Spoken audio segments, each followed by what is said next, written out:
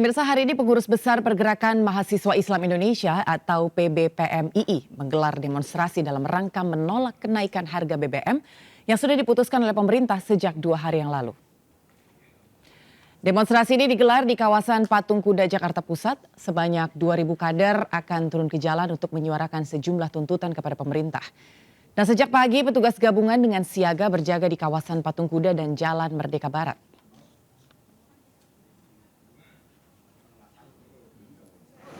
Awas kalau pembukaan dikontrol. Jadi saya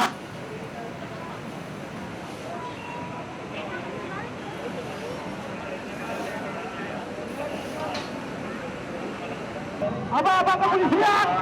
Betul. Perlindungan undang datang. Kita harus depan. Kami tahan pemimpin. Ya, mencari kepolisian. Kita sebagai 2 tahun kita dilanda COVID-19. Namun itu dampaknya kepada perekonomian masyarakat. Tetapi Jokowi tidak pernah.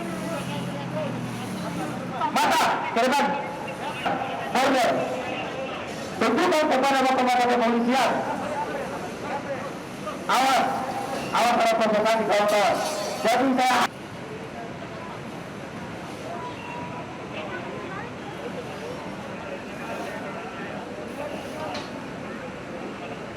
apa kepolisian?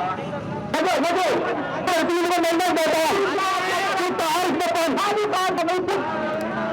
Ya, mencari kepolisian. Kita sebagai 2 tahun kita dilanda COVID-19. Namun itu dampaknya kepada perekonomian masyarakat. Tetapi Jokowi tidak pernah. Maka ke depan order tuntutan kepada bapak-bapak kepolisian. Ya, pemirsa, pemerintah resmi menaikkan harga BBM subsidi dan non-subsidi. Demonstrasi terjadi di beberapa tempat. Lalu seperti apa saat ini suasana di kawasan Patung Kuda, Jakarta? Telah terhubung bersama dengan kami saat ini Kevin Pakan yang telah terlebih dahulu berada di lokasi. Selamat sore, Kevin. Kevin, apakah demo masih berlangsung? Silakan informasinya.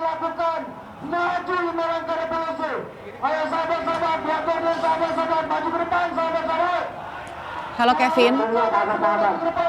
Ya, selamat sore Anggi dan juga pemirsa. Memang benar sekali bahwa sejumlah aliansi masyarakat dan terdiri dari Pergerakan Mahasiswa Islam Indonesia atau PMII dan juga dari Himpunan Mahasiswa Islam atau HMI masih terus menggelar atau menyuarakan aksi unjuk rasa mereka terkait dengan kenaikan harga BBM. Dan juga Anggi dan pemirsa, dapat kami tunjukkan saat ini bagaimana kondisi terkini tepatnya di kawasan Patung Kuda, Jakarta Pusat, bahwa masa aksi terus menyuarakan aspirasi mereka, bahwa bisa dilihat di layar kaca pada sore hari ini bahwa kondisinya cukup kurang kondusif sebenarnya kalau kami mantau di sini, Anggi dan pemirsa.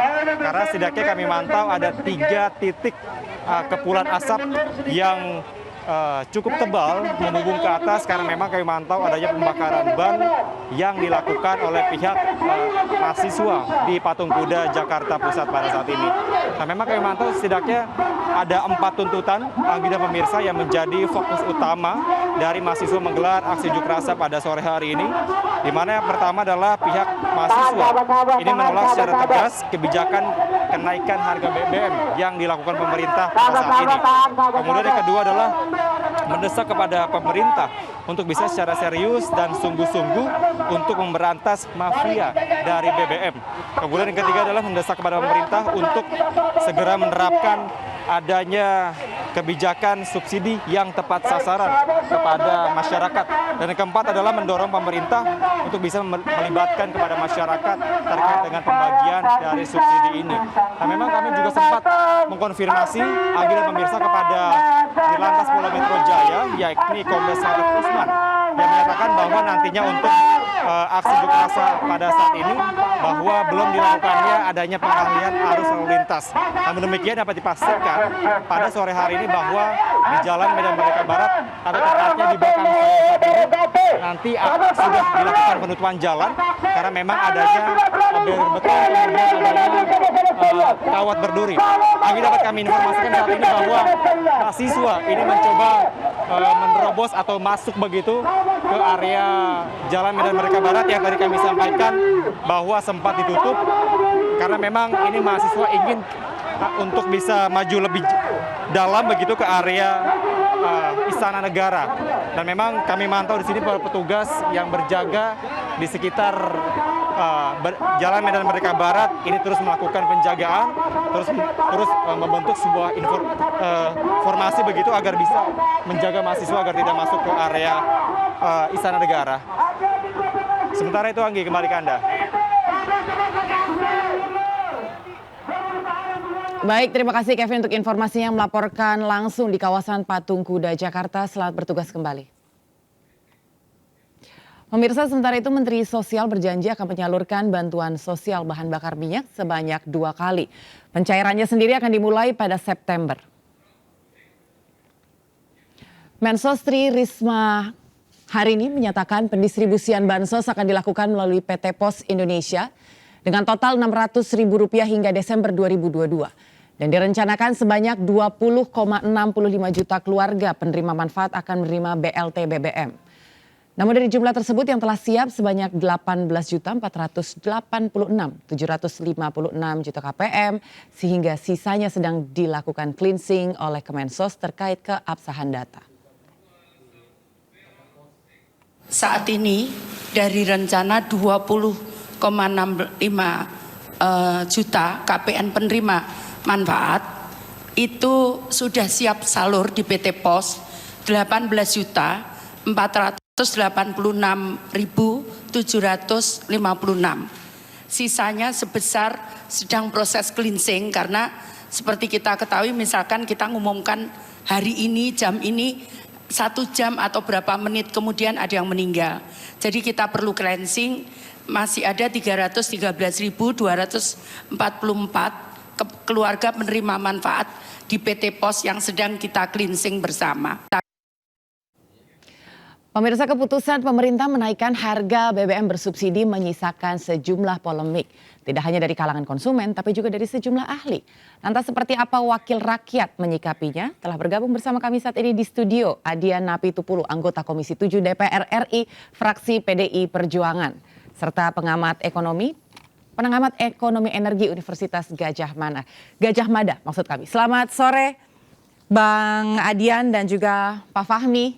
Selamat sore. Selamat sore Pak Fahmi. Sore Bang Adian. Sore Pak Fahmi. Bang Adian, saat ini sikap PD Perjuangan terkait dengan kenaikan harga BBM gimana nih Bang? Kita ikut kebijakan, ini boleh buka ya? Boleh Bang, boleh. Kita ikut kebijakan pemerintah karena kan yang terpenting adalah kalkulasinya ya. Kalkulasinya itu kan sebenarnya sederhana. Harga minyak dunia kisaran $100 per barrel, 1 barrel 159 liter. Ya tinggal dibagi saja. Artinya bahwa minyak mentahnya saja harganya 9.000 sekian. Lalu biaya produksinya untuk Pertalite itu sekitar $105 per barrel dibagi lagi. Jadi gampang hitungnya. Nah, problemnya kan adalah pilihan ini sulit ya buat pemerintah. Buat DPR juga sangat sulit, masih banyak perdebatan sampai di grup WhatsApp kita juga masih berdebat sampai hari ini. Tapi sederhananya begini, pilihannya adalah subsidi itu dialihkan buat yang lain atau suplai minyak dikurangi. Masing-masing pilihan ini punya dampak. Memang ketika subsidi dikurangi misalnya, lalu harga minyak naik, itu akan berpengaruh pada banyak faktor yang lain. Transportasi naik, pengiriman sayur naik, harga pakan ternak naik karena terkait dengan transportasi kan, distribusi kan. Tapi di sisi lain ketika tidak dilakukan, tapi yang dilakukan adalah mengurangi suplai BBM-nya, ekonomi berhenti. Tapi tinggal itu aja. Tapi sekarang kan nggak segampang itu Bang untuk mengurangi suplai BBM. Maksudnya tidak segampang itu gimana ya? Karena kan kebutuhan masyarakat juga tinggi nih Bang. Iya, kalau kemudian subsidinya tetap, harganya tetap, tapi keuangan kita tidak cukup sebagai sebuah negara, ya suplai harus dikurangi. Gitu. Okay. Nah, tapi dampak pengurangan suplainya kan mukul semua sektor ekonomi. Nah, dan Pak Fahmi, ini kalau misalnya kita bicara soal subsidi, begitu ini 70% subsidi energi dinikmati oleh masyarakat yang mampu, begitu Pak Fahmi. Sementara saat ini kelompok masyarakat kecil atau akar rumput ini sudah mulai bersuara, ini gimana nih dengan harga yang naik dan segala macamnya. Sementara akan ada pengalihan subsidi kepada bantuan sosial yang seringkali tidak tepat sasaran. Tanggapannya seperti apa Pak Fahmi? Ya, pertama saya setuju dengan apa dikatakan oleh ekonom senior UI Faisal Basri yang mengatakan bahwa BBM subsidi itu merupakan tandu yang membuat kecanduan tadi. Ini kalau saya mencatat dari rezim Soeharto, SBY, kemudian Jokowi pada rezim yang kedua ini terulang tadi, tanpa ada suatu penyelesaian akar masalahnya tadi, tanpa ada upaya untuk mengatasi kecanduan tadi, tetapi mencari jalan yang mudah menaikkan harga BBM serentak gitu ya. Yang ini pertaruhannya cukup besar gitu ya. Memang pemerintah tidak banyak pilihan untuk itu. Jadi kalau menambah jumlah subsidi juga impossible karena sudah dikunci 502 triliun. Kemudian kalau menaikkan seperti yang sekarang ini kan imbasnya gitu ya, itu kepada rakyat akar rumput. Dan saya menghitung gitu ya, dengan kenaikan ini inflasinya naik menjadi sekitar 7,4%. Nah dengan kenaikan inflasi sebesar itu, maka sudah pasti dia rakyat akar rumput tadi itu yang akan paling menderita. Orang miskin akan menjadi tambah miskin. Nah pertanyaannya apakah bantalan sosial diberikan sebelum kenaikan ini apakah mencukupi dia? Sampai kapan misalnya? Belum tadi masalah cleansing data, kemudian updating data, ini juga akan menimbulkan masalah dia. Terus sampai kapan juga itu ya? Jadi menurut saya sesungguhnya kenaikan harga BBM serentak ini bukan solusi yang terbaik gitu, Mbak Anggi. Kalau menurut Bang Adian tadi pilihannya cuma ada dua ya Bang ya. Apakah subsidinya dialihkan atau suplai minyaknya dikurangi? Karena sebenarnya dengan adanya subsidi BBM ini, Pak Fahmi, ini APBN negara cukup bengkak loh Pak Fahmi. Lebih dari 500T begitu ya Bang Adian? 502, tapi itu kan komponen gabungan ya. Nah kalau misalnya kemudian kita pernah hitung-hitung. Misalnya kemudian diberikan semacam tunjangan sosial sebagaimana yang berlaku di welfare state ya, negara-negara kesejahteraan. Misalnya kemudian per kepala keluarga yang tidak bekerja, penghasilannya di bawah prasejahtera dan sebagainya, disuplai misalnya 2 juta rupiah per bulan, per kakak misalnya seperti itu. Kita cuma habis 180 triliun selama 1 tahun. Dan asumsi 27 juta jiwa di bawah garis prasejahtera, kita kalkulasikan biar gampang hitungnya, kita anggaplah kemudian 30 juta jiwa dibagi 4 satu keluarga sekitar 7,5 juta keluarga. Negara kuat-kuat. Nah menurut saya memang saya setuju yang 600.000 ini kalau bisa dinaikin. Jangan cuma menjadi pelipur lara saja, tapi betul-betul kemudian negara berpihak pada rakyatnya.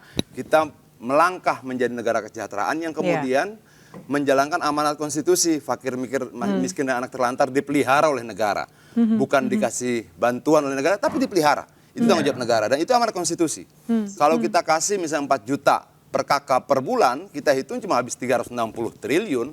Tapi pada saat yang sama kita sebagai bangsa itu melakukan lompatan gitu loh. Tidak seperti yang terjadi di Singapura, Belanda, Jerman dan sebagainya kan seperti itu. Diberikan tunjangan sosial bagi mereka yang belum bekerja selama sekian tahun. Lalu diperhitungkan lagi sekian tahun. Nah menurut saya kita harus lebih kreatif lah untuk melihat peluang-peluang seperti itu. Walaupun memang sebenarnya ketika dibandingkan misalnya, zaman SBY naik 6 kali, zaman Jokowi naik 8 kali, betul. Tapi secara jumlah total zaman SBY itu naiknya Rp4.700. Sementara total 8 kali dalam pemerintahan Jokowi naiknya cuma 3.500 gitu loh. Yang mau kita lihat apa jumlah kenaikan yang banyak atau jumlah angkanya itu. Karena ternyata lebih besar kenaikan di zaman SBY sebelumnya. Kemudian kan banyak di komisi itu juga perdebatan. Misalnya tahun 83 dikatakan bahwa bensin itu cuma Rp320. Sekarang kok mahal sekali. Betul, tapi pendapatan rata-rata saat itu Rp16.000 per bulan.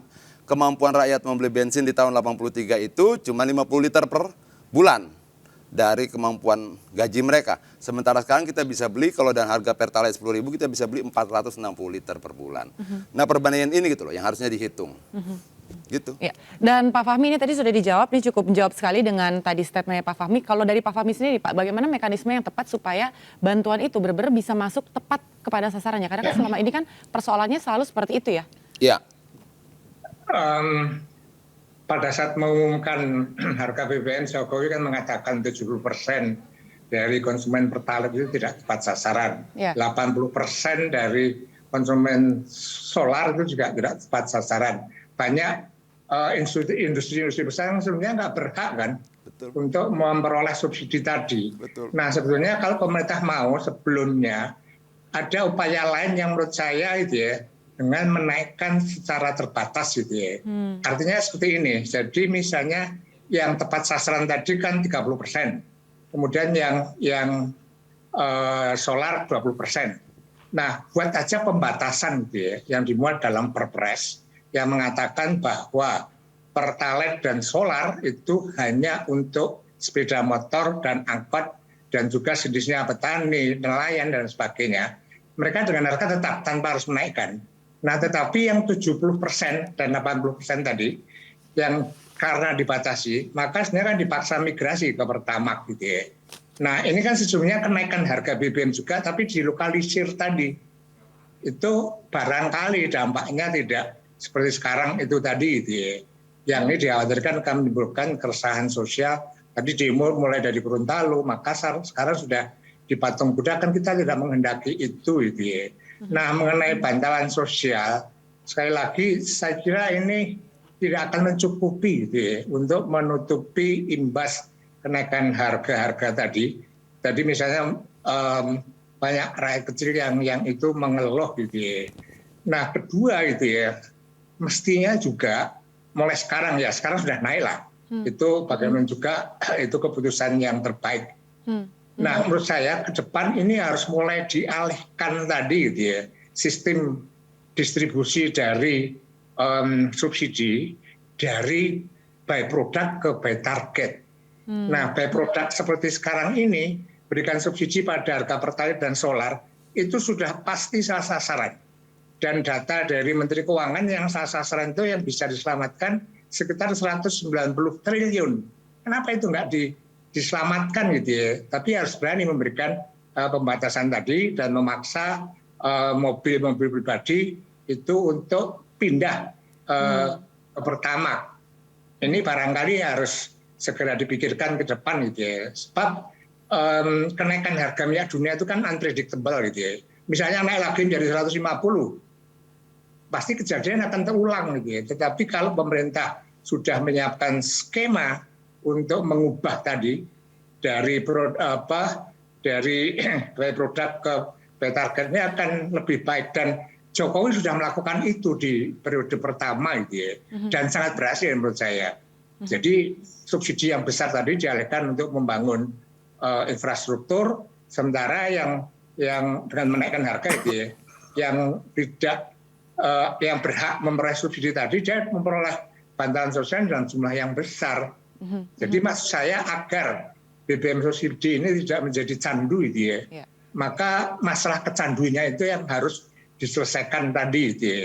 Sebab kalau tidak ini akan berulang lagi gitu.